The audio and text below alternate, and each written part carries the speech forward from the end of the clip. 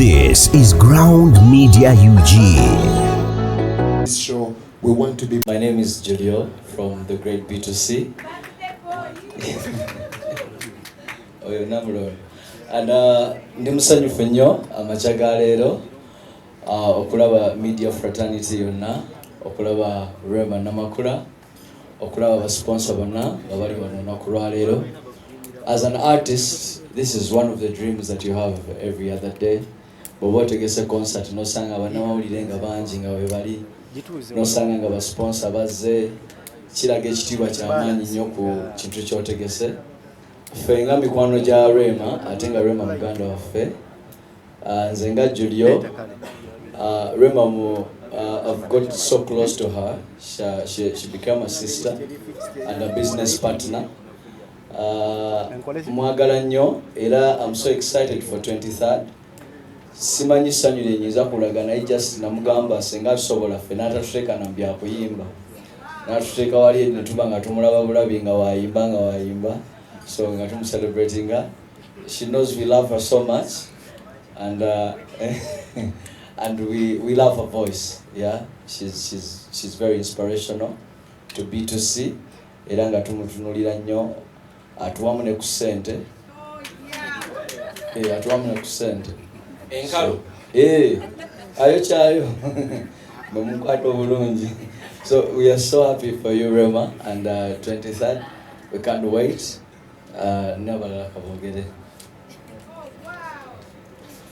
Good morning, everyone.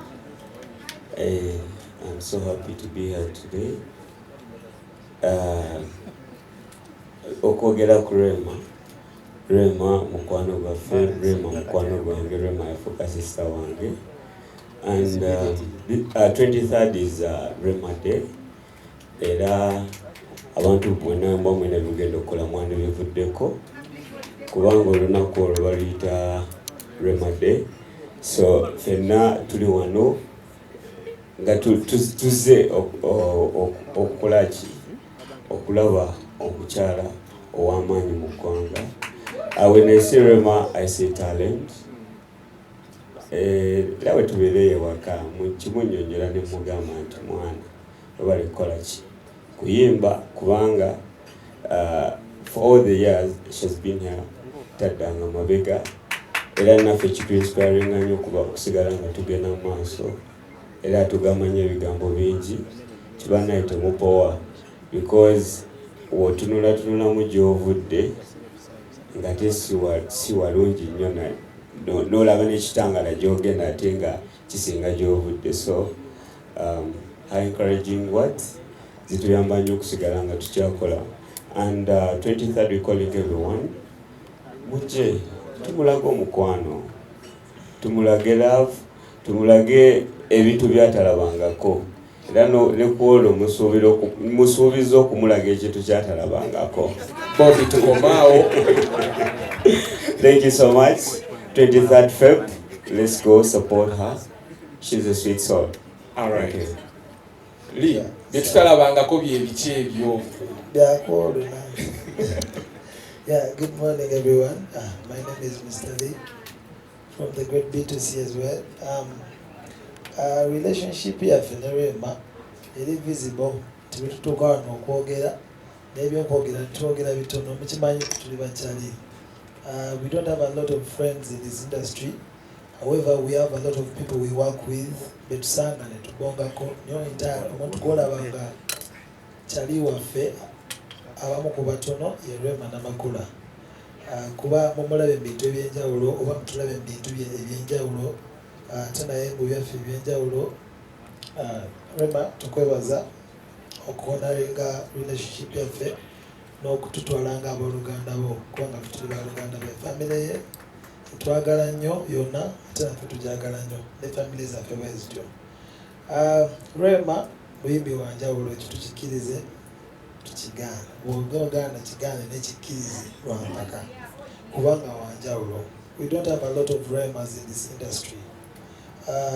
Ayimbye n'abaddewo for her voice, for her music, for her brand nga ye everyone wanadayogera most okuba abali entertainment media bwadde boogera ku brand ye ekintu kye bayita brand ndowooza mu industry yaffe kyekintu kyasinza obeera ekizibu because kisaba ebintu bingi, mulimu okwerekereza ebintu bingi, mulimu ebintu bingi byolondawo n'ogamba kino kankikole kino kankireke oluusi nga tubyagala nobyagala. So Rema one of those artists abakkiriza okutwala ekyo kyalina otwala okulaba nga Rema tugenda celebrating oba celebrating even up to now. Fe atuliko maaso mu industry yatusookayo era ebintu bingi nnyo byetumiyigirako nga baganda nga bagambye naye wamaanyi wanjawulo ate fetugenda mu celebrating n'ennaku z'omwezi 23. Now Melodies of Love ye concert, buli kintu ekiri ku concert eyo kituufu ate kiri perfect lwaki bw'obanga omukolo baguyita Melodies of Love aguli mu February omwezi ogwa love omuntu bwe tugenda celebrating ku nnaku ezo newe mbasi banyonyodde bingi mukimanyi bulungi she stands for love. Alaga byatandika oyimba bukuyimba obuyimbi owulira nga alina omukwano mungi ne mukuyimba naye batomumanyi. I mean the fans out there bamanyi bamulaba kyayimba bakiraba nga kitegeera. Then besides that mukyala mufumbo mukyala atulaze nti okwagala kyakabi ffe twali tumanyi ne love bintu bibi naye atulaze nti binyuma kitegeera. So we are so proud of you Rema. Atatubuulirayo buli ssaawa mukole muti naye temuwulira tugezaako tuli mukubo tujja naffe naye on the 23rd please guys mujje celebrating love ffe nga B2C we are family tugenda beerawo tujjayimba akayimba kaffe ke tulina twakola naye tutuule mu concert tujja kujja n'abantu baffe tutule mu concert tunyumirwe. So I urge everyone out there to come through. Let's support Rema Namakula olunaku, let's celebrate her because agwanira ebintu binene emyaka gyana mbidene byakoze. Thank you so much. Thank you so much B2C. Allow me pass the mic over. Ndowooza ziiza zinoonya aziwenja ziyigga njagala otwala omukisa guno okubeebaza okubeera wano nga muli bangi naddala bannamawulire abasinga obungi temutera kukeera naye leero enkoko mwagikutte mumwa muli bamaanyi nnyo. Ndi wano mu biti bibiri, ndi wano ng'omuyimbi asupportinga muyimbi munnange ate wendi nga producer wa show ya Rema. Njagala okutwala omukisa guno okwebaza Rema ne ttiimu manager Solo Kayemba n'abalala bonna bwe baali banoonya mu bantu abasobola okubeera ku ttiimu eyo ne bannondayo. So ogwo mukisa gw'amaanyi nnyo okubeera kweno ttiimu. Kyenjagala okwenfasizingako nnyo kyakugamba nti saagala kwogera nnyo bingi ku Rema kuba Rema ffenna tukimanyi nti muyimbi mulungi ebyokuyimba byo yabimaliriza dda wabula leero njagala tumuggyemu mu eri kategori y'abakazi bagamba nti babayita batya ba songbird abakazi abayimba. Leero Rema njagala kumuwayo ekitiibwa ekipya ye Songo Kalooli si songbird Kalooli ebeera n'edduukooli eryo lireere kati eddoboozi lya Rema lyavaayo mu buli obwo obunyonyi obwo nti ye Songo Kalooli nti edduukooli ddene nnyo nti muyimbi w'amaanyi. Kizibu okusanga omukazi ng'ayimba nnyo high notes ate ng'ayimba nnyo ne low notes. Kati Rema ebyo byonna Mukama blessing abirina. Kyenjagala okuba assuringa nti olunaku z'omwezi 23 n'25 Masaka tugenda kubeera ne Shed Mulungi kubanga production ye mabega mwendi ne The Maestro Band kigenda kubeera kyakabi nnyo. Tetulina ATS egenda okubeera ku ya stage. Twekozeemu omulimu gw'amaanyi nnyo ebintu bye munaalaba saagala nakubyogera kuwabula kyenjagala okubagamba mujje mubeerewo kubanga kigenda kubeera kyakabi. Thank you so much. Aziz, before you go, I think most journalists here are interested to understand how an artist produces another artist. Nga tewerekereza mbasijja kamuwako aleme kusukkamu nnyo. Okubeera nga toli selfish ekyo kyennina kuba abazibanda mu ngeri gye nzize ntambulamu n'ebintu byange siyagaliza nnyo njagaliza n'abalala oyo yenze era ensonga ndowooza lwaki ndi ku ttiimu eno. Last year twaproducinga show ya Shiba eyali ku Serena era twaliyo ne The Maestro Band. So bw'obanga gwe teweefaako wekkanga naawe ekirungi kyeweekola osobola okikolera omuntu omulala kitegeeza osobola okutwala ebintu okugenda mu maaso. Ate music emmere buli muntu alya bw'obeera ne relationship ennungi n'omuntu osobola omukolera ebirungi bwe mba temugirina Thank you so much, Aziz Azion. Allow me to pass the mic to Spice Diana. Banange, good morning and good afternoon. All right. So, Banange tubaniriza mwena the media, amanya Spice Diana. Sijja kwogera bingi olunaku lwange, but okubanga it's my first time to be mu conference bweti atenga kirimo a big brand like Rema Namakula, a big inspiration. I mean, I'm even nervous. I don't know what to say. Kubanga Rema y'omu ku bantu beneegoma nga tandika okuyimba nayimbanga hip hop nakuba hip hop yo yes. And you know what my mom was like, ekwe tewegomba ko ku bakyala nga ba Rema. That was way back. I was in high school. Yes, akayimba ko aka atuse. It is not so far. Atuse wamukubanga mu hip hop. No, before ze nayimbanga hip hop. Ne mami wange nangamba akayimba ka Rema atuse. Kuteka kunyumira ngandi oto. Mwaka kyoko. Tugenda yeyo. Bacholina okumanya nali nkyali mu high school. Yeah, ne Rema nga akyali mu high school. Anyway, so I'm happy to be, okubanga nyimiridde next to Rema. Kubanga mumanyi media bingi bibeerawo abayimbi abakyala batera nnyo okuteekako embeera, olina kuwala noono okuyitawo, olina kukola kino. When Rema is there, Spice doesn't have to be there. But I think Mukama mwebaza nti ebyo byakoma dda. Kubanga wano ndiwo nga Spice naye ngenda kuba omu ku badesigner ba Rema Namakula ku concerts there. Wow. Yes, era mulaba nga yambadde akakete bambi omugogo mumutikulo omugogo muguteeke kunze mukubenze kibooko. All right? But Rema, thank you so much for loving me. Thank you for trusting me and being yourself with me. Kubanga tu omanyi si byangu kubeera nga mwembi muno omusembeza n'omutrustinga. Thank you so much. Nkwagaliza concert ennungi on the 23rd. I'll be there. I'll be backstage, but then I'll be a fan as well because I would love to watch you perform, your voice, the way you conduct the audience. Otwetereshe bunyawali kugavaneze nali nesonze bingi kugamba tuyige love bweino kuba bamu kufelavu emitima gyali gyakaluba nayo tuziza mu mbeera gigenda gigonda. We want to be like you. So that day guys, mukuma obudde nze nganze tebonjigula kati saawa zino omukisa ngulina tesigenda ziwa mutumula nziwa gwe kenyini cash down naze nesoti nze omukyala Rema lwakingula table nali ndyawo nga bankubira akasimu nga bangamba sente za Rema Namakula ava kugula table ya Spice Diana. Nange nengamba ebbanja nina olugambo ndukoze zino miliyoni 3 kwano ziri omwo ndoze table ya Rema Namakula because you did the same. You supported me. You bought a table. Thank you so much. Thank you Mama Ama. Omukyala yagula table nengamba mulimba munanga abayimbi tebatera kwesupportinga mu ngeri eyo tubeerawo bannaffe n'ekyo gamba nti kokwate mu nsawo akasente okaweeyo. Thank you so much. And B2C nammwe nzijagula table because you did the same. Mwagula table ne musasula cash. Manager, see you on that day. Thank you so much for pushing Rema Namakula okubanga akyaliwo emyaka gyonna industry yaffe nzibu nnyo. Being a woman, being a mother, okubanga osigalanga wooli ffe tulina worried okuzala tugamba tunaasigalawo naye tugumira ku ggwe kyogamba ozaala ogenda amunange ebibaddengawo bwagamba abanange ate naye Rema atulaze nti byonna bisoboka era munaye very soon I'll come for some tips because yes, thank you so much how guys. To keep a man exactly and be a mother in this industry. Banange mwebale nnyo, all the sponsors mwebale trusting abane brands ezaffe. We love you so much and the media. Thank you. Thank you so much Spice Diana. Achiwanise nnyo n'ekyo kibale nasabye Mukama n'akwata ku Spice. Manager waffe okusooka nze Rema okwanza okwebaza.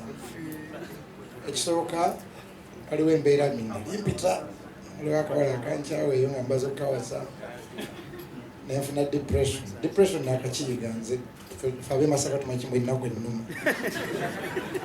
naye Rema yanziza ebbali nambuuliriramu awo nenzira engulu nambuuza nkwatamu awo.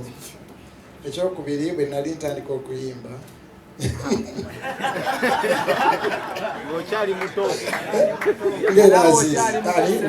Spice. Nali muto nnyo nga olaba Rema maama nangamba naye bakitobangati tobanga banno balema twali baana batonya webali nnyo. Anyway, kyokka naze kwogera temwatuwadde speech kasina kituufu kyenjogera. But Rema kwebaza to sustain okusigala ng'oyimba. Mbadde nyumya nazizi omuntu wayimbira emyaka 10 most times abantu abaagala mupya naye okusigala ng'okutte entabaaza eyo nga tezikidde ndowooza ekyo kyo Katonda yeebazibwe. Ekyokubiri siri muntu wa simu nnyo, simu yange ogiraba somehow simu gyennyina kuliko nga nkufollowing oba ntya simanyi naye neebaza bafaani ba Rema. Rema ateekayo ekifaananyi over 10,000 people or 8,000 on Instagram.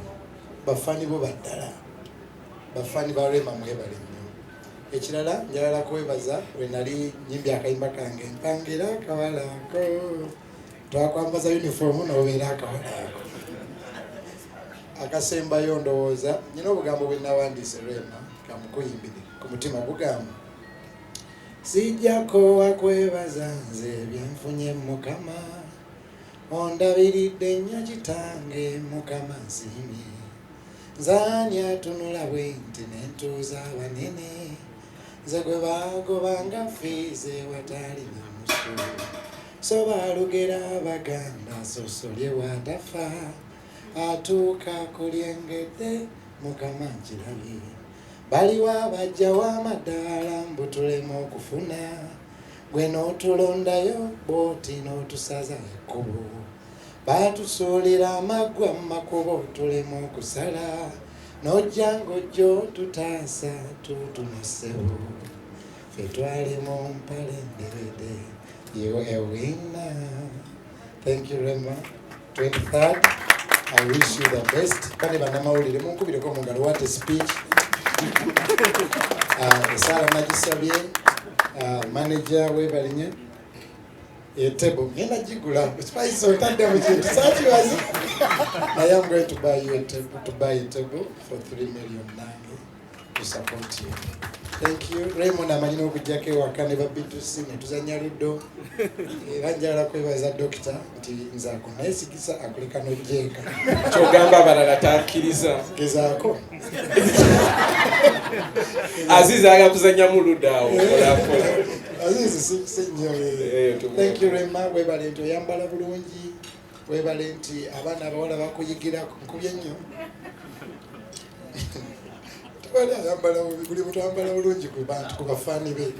So thank you Rema. Abaana bato, they learn from you, you inspire them. Oba Christian oba tali Christian, enyimba zote ziwemula zijokera nasanga kamilion nanga pastor sina limba liwemula kulaki abaana bakuze mwana hizo kubuza daddy wali otegeeza akyao. So we bali nnyo kuwagala abantu. I'm sure you show so many Christians will come to support you because you represent you tutososola all sides jolly now era nange tutabana Katonda. Rema yambala bulungi, Rema tawemula, Rema yimba bulungi.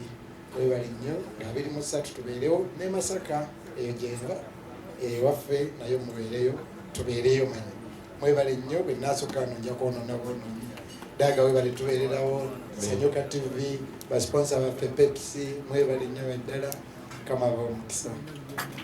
Bugalo bannange bugalo bwa speech. What a speech. Yeah, Pastor Wilson Buge. Bateze sina bigambo bingi wabula kyensobola obagamba mwena mwebale kujja. I got to know Rema nga nkyakola ku Fenon. I think nze yasibwa akakantu akakujja waggulu ku African ate kakutte ate wafa. So guess what, after a few years I'm the Mickey today. I got to meet you nkugamba njagala nkolereyo ka video kashiranga tongamba I'm messed up naye I will post you. Guess what, olunaku before my show I saw your post and I reached out to Namakula ndamugamba kubira ku Rema omnebalize. Thank you for that big heart. I promise you we're going to do as much as we can to push the show, but with the yeah, Katonda afuteeremu obwangu mwena mwebale kujja bannange. Webale nnyo Mickey. And now ladies and gentlemen, Bosolo Kayemba, your manager Rema Namakula naye katweyo obugambo, and then we listen to Rema. Manya abakulu aboogedde nga batudde bansanyusiza nnyo. Kati njogera sookera zombo sookera. Gatta. Ladies and gentlemen, especially our friends from the press, the fellow musicians,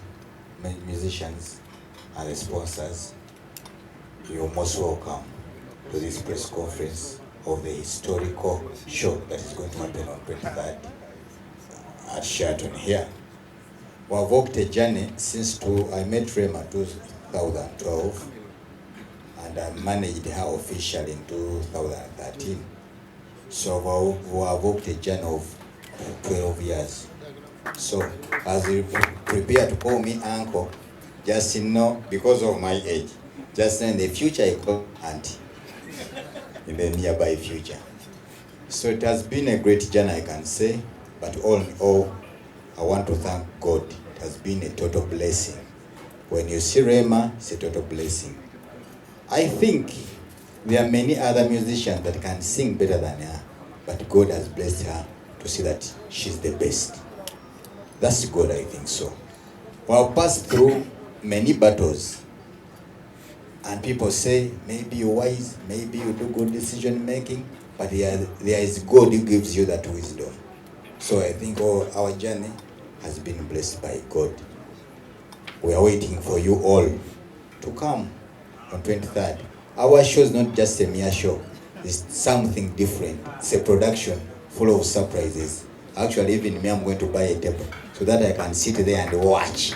Because I don't know what Aziz and the team are planning there. I have to sit and watch. I won't be moving. It will be West Records CEO, Mr. Eddie Sandy, who is the chief organizer of this show, to move around.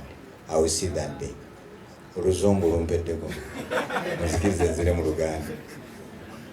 Ansooka okubeebaza ennyo bannange, mwebale nnyo buli kaseera tubeetaagira ne mulabika.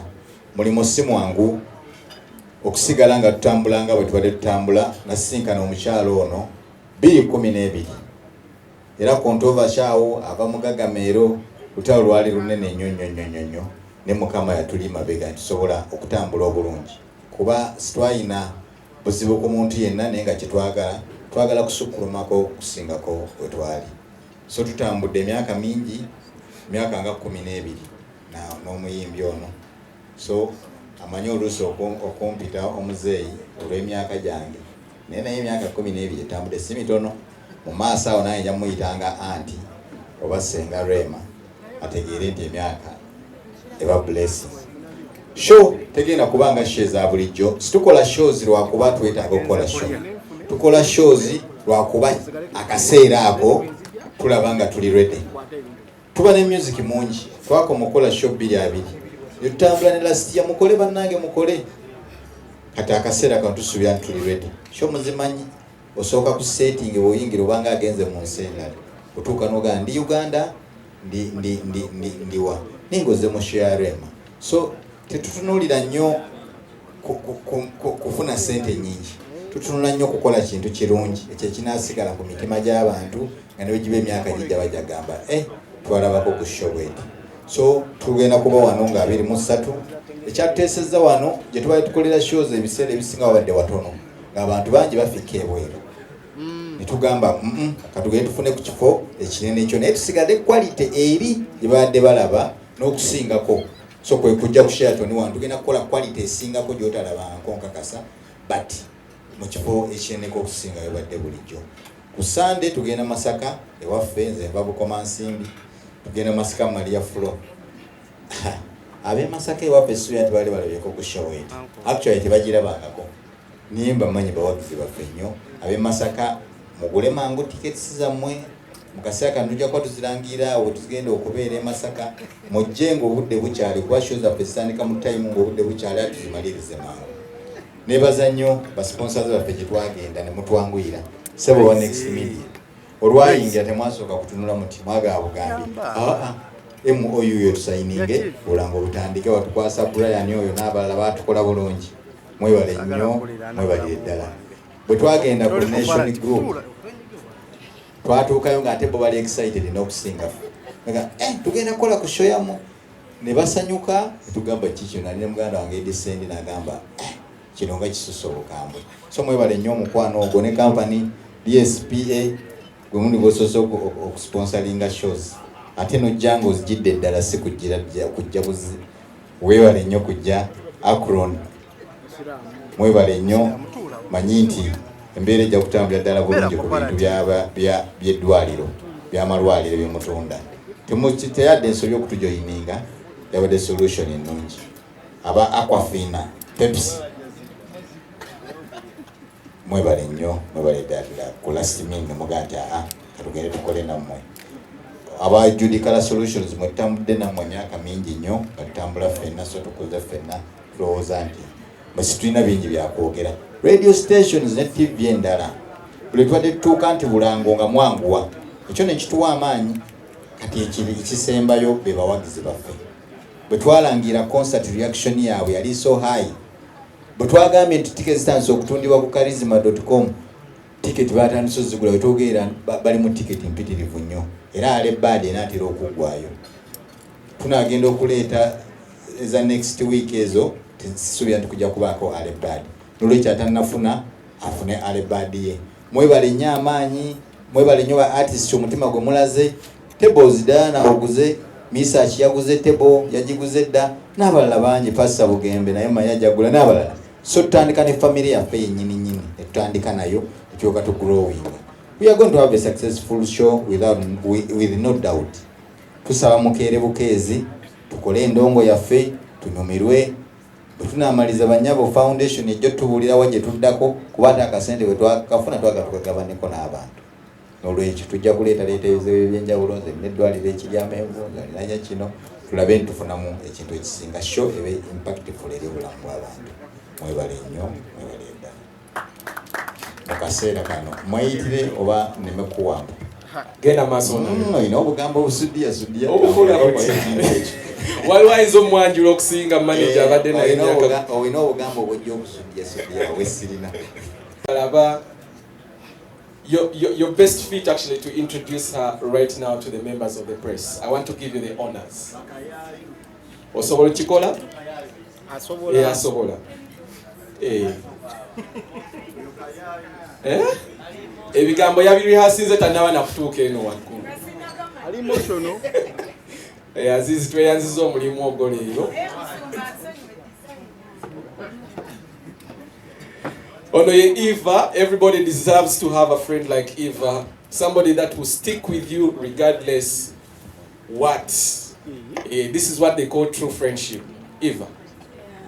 Banenga msanyiso okundaba. Amanya gange bamta Ebiina Ndondo.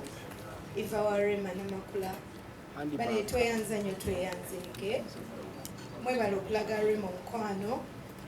Kuna mukwano nasembayo gulaba Rena ina maisho nendaba media yono nepunga ningamba mukama kati nzizemu ogulaba era olwaleero tweyanza nnyo tweyanzeke saagala kwogera nnyo bingi saagala barisaayo ndi omu kiti kye nsumba kwagala nnyo tweyanza nnyo tweyanzeke manager ndimubiti gwandise kukola ki introducing Mchala. Ono Mchala nze muyita Miss World. She's my queen. Aminat Malum Terezako aina akachamye. Kasina mu introducing. Where is?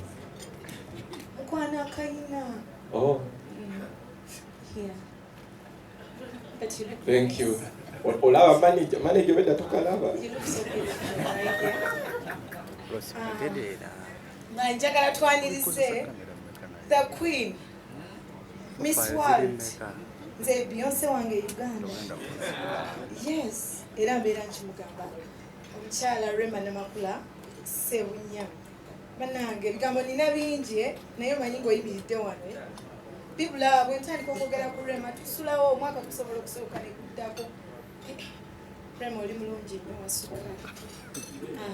Ladies and gentlemen, Melodies of Love, Rema Namakula, a girl that she is a brand, she's a wife, she's an artist, she is a performer, she is a vocalist. Ladies and gentlemen, Uganda's female vocalist, Rema Namakula. You most welcome.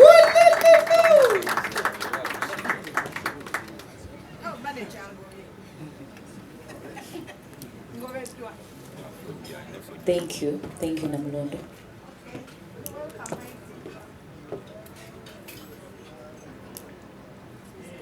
Can go on. Good morning, buli omu. Ngenda kwogera ntabika mukko. Oluzungu bw'olwetegekera lubula. Olunajjira lunajjira. Nsooka okwebaza Katonda ampadde akakisa kano. Mwebaza Katonda eyalukeesezza ne tusobola okuba nti ffenna twakutte obudde ne tubeerawo leero. Mwebaza buli omu yazuukuse ng'oli mulamu. Kuba tetukirinako buyinza. Omukka ogwo guwassizza bukedde eyagutuwadde. Kale mwebaza Mukama.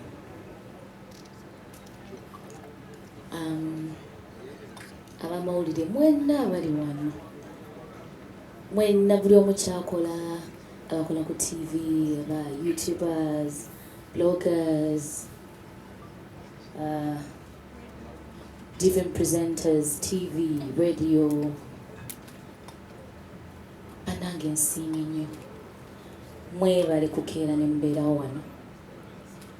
Usually nsanga kugundi eyo complaint eyo nti Rema bwe tuba tukwetaaga mu interviews tolabika.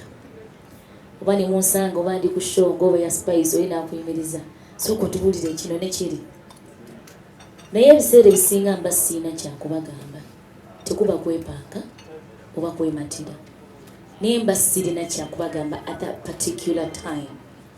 Njagala nnyo n'enzija nga nina ensonga gye mbagamba ng'erimu amakulu. Era buli anyigira out there mbawulira ne Eva mmanyi omukubira. Oyo tuba tumwetaaga ne tumufuna. Naye nga munansonyiwa mba sirina kyakubagamba at that particular time. Naye akaseera ke kano nina ekyokubagamba. Nina concert nga 23. Maze ebbanga nga neetegekera concert eno. For some reason, I even thought nyinza okuba nayo last year. Naye ng'ebintu ebyatambula nti opulaninga naye nga ne Katonda akola ki? Apulaninga. Mukama olunaku lwe yamanya nti ndikola concert lwali 23 February 2024. Nakoma okukola concert nga tebannatuggala. Ndoza ze zimu concert ezasembayo wano before COVID. Naye ate nakyo nekyebaliza Mukama. Kubanga osobola okutegeka. Wakati awo wonna ssente osasaanyiza. Ate ne bakugala nga tosobodde. Kale nno mwattu ebintu byonna eby'obulamu bwange abadde Katonda. Abasinga mundabye. Though abalabe bandabye nga Spice ne Pastor bandabye nga bo bato nga nze nkuzi. Naye ate waliwo ne wana abandabye nga nange nkyali ddala. Banaye mbeebaza bwe mbalabako I even get emotional kubanga olugendo mulumanyi. You've seen it all. It has been good. Nampa amaanyi to make those decisions. Ng'omwami ono gwe ntudde naye kumpi bwangambye nti andabanga nsalawo sinze Mukama yenyamba. Njagala okwebaza ba sponsors. Pepsi, Aquafina, mwebale nnyo. Thank you for trusting me with your brand. I'm glad to be associated with you guys. Mwebale nnyo ddala. Akron. Ate musimanyi.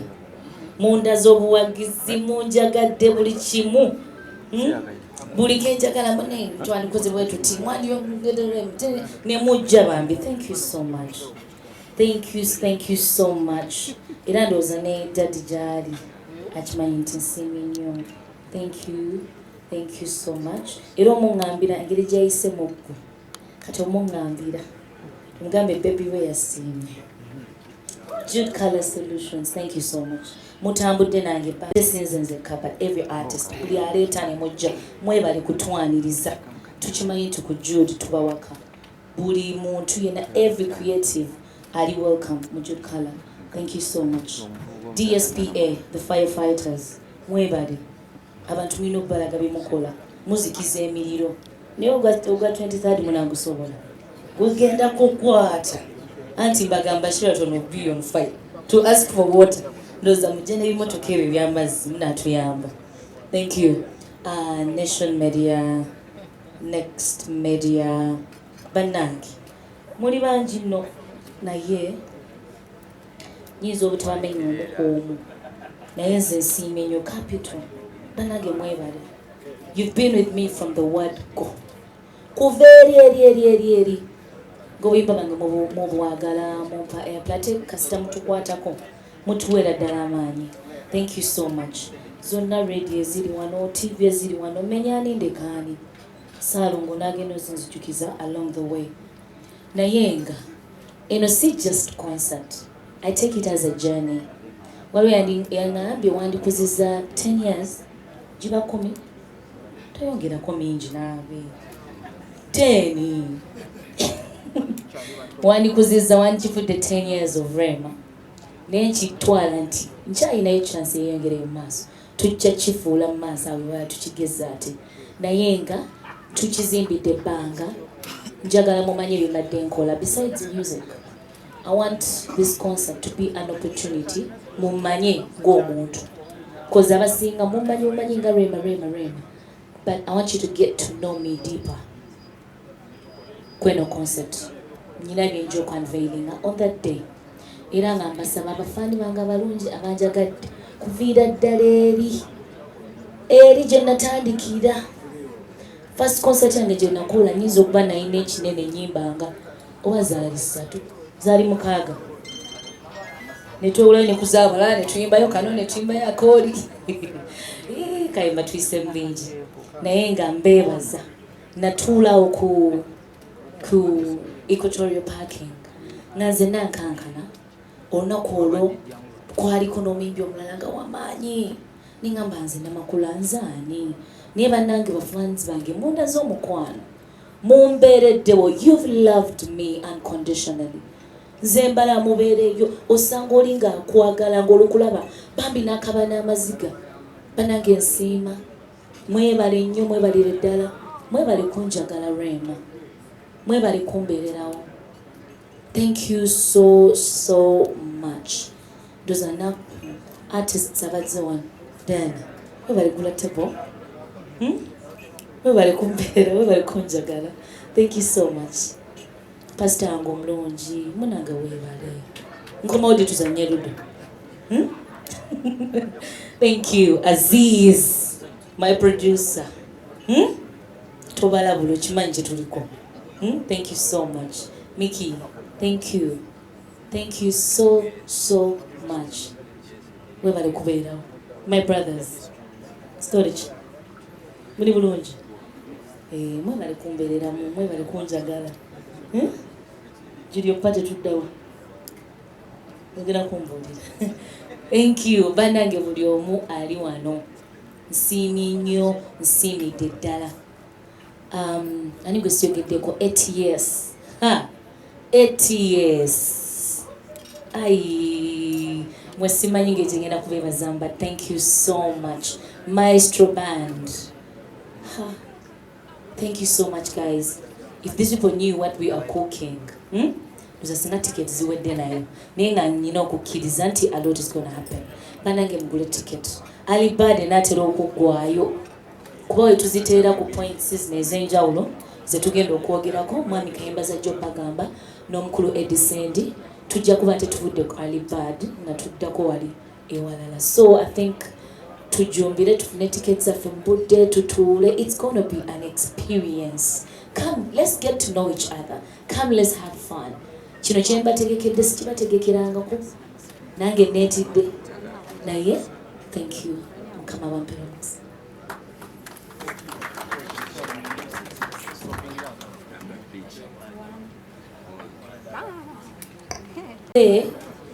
Netwogera netuteesa gwe tukola naye so ekyo tekiriiko nti onobaki oba no. Buli muyimbi yo neera abayimbi bangi nnyo leero omulaba gundi yamutegese enkya gundi yamutegese and it's all good ale tubeera in good faith. Kati nzirewa Jasmine bannanga ate Jasmine ayina show nga first match mbasaba mugende mumuwagire sirina buzibu na Jasmine era bw'obozze bw'oba omufunye personally osobola n'omubuuza. I even call her ku ssimu ekyo omusanga ng'eyo osobola omubuuza ti ddala kituufu yatugambye wamma mwogera ne ku ssimu. You can even tell her, ask her. Naye just mubaamu embeera bitwe mwagala okuteekawo mwenga mmwe kwaba ebibakolera ebirungi tebinyuma niyo Rema soko tubulireko nga okirese n'omuliro ogwo era nga nawe bw'omanya nti ekirungi ekitali mu nnyo chaos tekinyuma. Naye siina buzibu ate si nti bambi tewaliwo mbeera yonna eri intended okunyigiriza omulala. Concert muzirabe nnyo ezirine ku nnaku ezimu ng'onaategese eno oli naategeka eri ate buli omu naabeera successful. Kati nze owe wiiki enamba munnange wange ate oba okisusizzaamu naye nga tewali bad faith era wenna we muva ku nze ate mugende mwagire Lydia Jasmine ku Africana. Ekibuzo ekiddako nyuditi mwana wange walabako eyo empale yange dadi nalina eddadi nalina omulaga ku kisambi. It was an intimate photo shoot. Nga bw'omanyi abakyala mbagamba oba n'omwami wo kyayo buli busomino bukibiki nange wano tojja kulaba kisambi kyange naye mba n'omwami wange kabeera eno eno kasiriiti nkwongerako eno buli kitundu kiba kyeyawudde kiti. So it was an intimate photo shoot. Nga sobola kwambala gomasi ntegerekese taata. Okay. Webale nnyo, webale ddala. The questions are going to be 8.